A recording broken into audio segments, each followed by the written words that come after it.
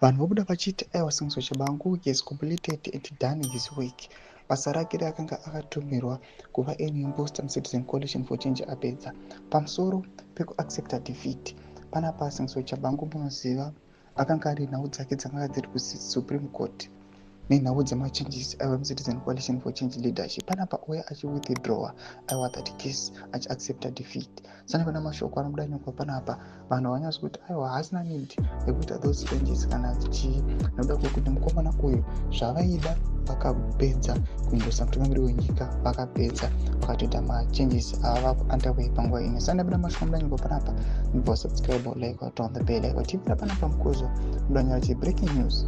Finally, controversial TCC Secretary General Singizwa Chabangu has accepted defeat. He has withdrawn his Supreme Court appeal where he was contesting against the High Court order that barred him from making changes to the party's parliamentary leadership. Tinoona kuti vanhu vanouya vachikomenta pamusoro pe-this post vachiti Idi Mnangagwa has been in power for 45 years. It is as president. He has done absolutely nothing to improve the lives of Zimbabweans. He is, however, asking you for 5 more years as president of Zimbabwe. Would you grant him that wish? Manobuda achitiwo, Nyuvesi silence is suspicious. Manobuda achiti his job is done. He has represented the party in the 2030 fiasco and given a go-ahead, and he has been paid to go sit down and watch from a distance. Manobuda nyura achiti it's a trap.